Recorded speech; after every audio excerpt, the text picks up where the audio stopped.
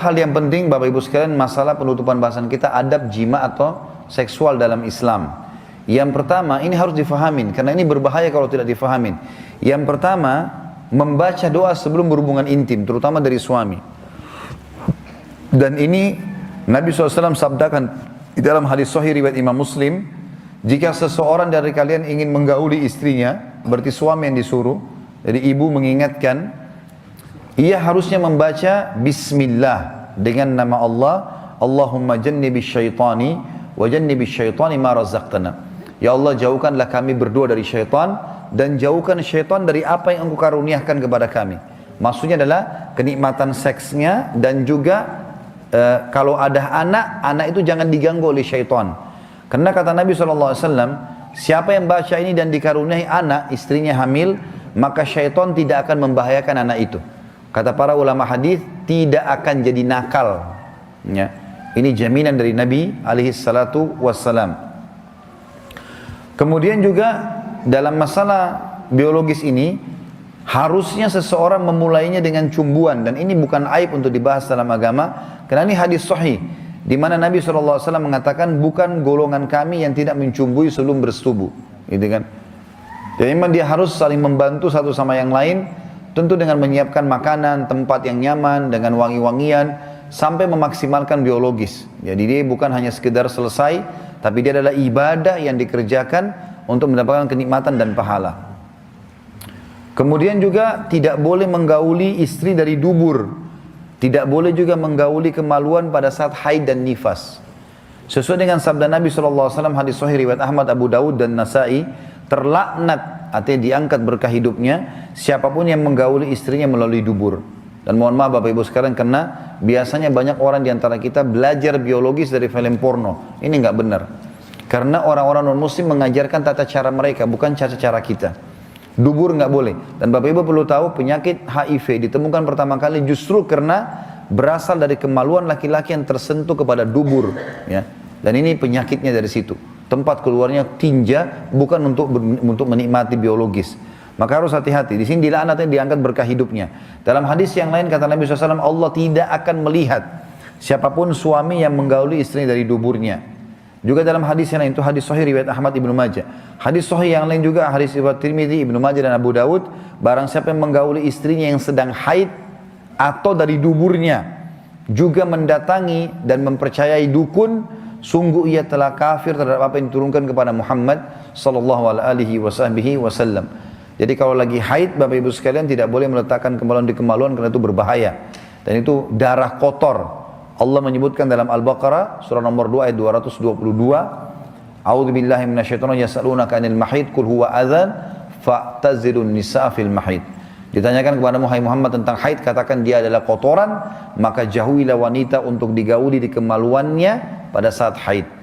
Tapi bukan berarti tidak boleh bercumbuan, bukan tidak boleh mencari kenikmatan. Karena Nabi SAW mengatakan dalam hadis riwayat Muslim waktu ditanya, ya Rasulullah, apakah wanita kami kalau lagi haid tidak boleh kami sentuh sama sekali? Kata Nabi SAW, tidak, lakukan apa saja kecuali persetubuhan.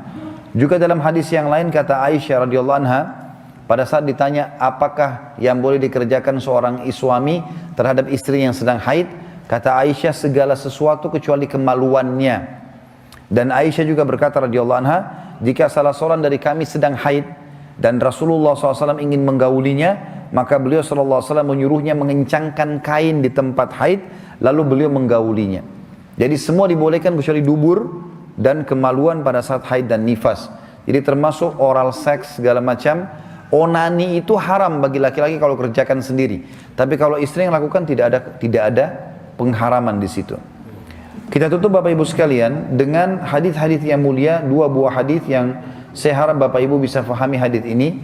Yang kata Nabi SAW, hadis riwayat Muslim, manusia yang paling buruk kedudukannya di sisi Allah pada hari kiamat ialah orang yang atau suami istri yang berhubungan biologis, kemudian dia menggauli istrinya, istrinya pun mendatanginya, maksudnya bergaul dengan dia, kemudian mereka kedua menyebarkan ya rahasia pasangannya. Jadi kalau bapak-bapak sini Allah berikan istri yang Masya Allah memuaskan dia dari sisi biologis, tahan, jangan dicerita ke teman-teman. Jangan bilang istri saya itu begini, begitu, jangan diceritain. Jadi ibu-ibu juga, Kalau Allah berikan suami yang Masya Allah memuaskan secara biologis, gak usah cerita sama teman-teman. Ini pertama ada ancamannya, orang paling buruk kedudukannya hari kiamat, Masya Allah benci dengan dia. Yang kedua dia memang punya efek sosial. Kalau misalnya laki-laki di sini, Masya Allah di luar sana, bukan di sini, ada, iya. Karena ini saya lebih baik di luar sana. Kalau ada seorang laki-laki yang istrinya Masya Allah puasin dia, lalu dia cerita sama teman-temannya, istri saya begini, istri saya begini. Terus di antara 5 orang temannya yang dengar, istrinya nggak begitu. Apa yang akan terjadi? Dia akan ganggu istrinya orang ini. Dan itu banyak terjadi, rumah tangga rusak gara-gara si laki-laki ceritakan tentang istrinya, dia tidak sadar temannya menghubungi istrinya diam-diam. Dan istrinya kaget, kok bisa tahu rahasia saya, kok bisa tahu perempuan pakai perasaan, terbuka komunikasi, akhirnya cerai bisa nikah sama orang itu. Banyak terjadi. Begitu pula dengan perempuan, suami saya begini, suami saya begitu. Suami mereka teman-teman tidak begitu. Maka terfikirlah mereka untuk mengganggu suaminya orang ini. Jadi ada hikmah syar'i yang harus kita fahami. Yang terakhir Bapak Ibu sekalian adalah hadis Nabi SAW. Masih sama kasusnya ya. Kata Nabi SAW habis sholat subuh nih. Beliau angkat suara dengan keras dan ini penutupan bahasan kita. Mungkin kata Nabi SAW, seseorang dari kalian ya menceritakan apa yang ia lakukan dengan istrinya. Dan mungkin seorang perempuan di antara kalian, hai wanita di sab perempuan, menceritakan apa yang suaminya lakukan, apa yang dilakukan sama suaminya. Kata Asma binti Yazid radhiyallahu anha, istri salah satu sahabat Nabi SAW, sahabat Nabi, beliau mengatakan, benar demi Allah wahai utusan Allah, kaum wanita melakukannya dan kaum pria juga melakukannya. Di zaman sahabat dikerjakan dulu itu, tapi mereka belum tahu hukum. Keluarlah hadis Nabi SAW. Maka Nabi SAW mengatakan, jangan lakukan itu. Karena itu perumpamannya seperti syaitan pria atau laki-laki menemui syaitan perempuan di jalanan, lalu ia menyetubuhinya sementara semua orang melihatnya. Dan hadis ini riwayat Imam Ahmad. Maka harusnya hati-hati Bapak Ibu sekalian.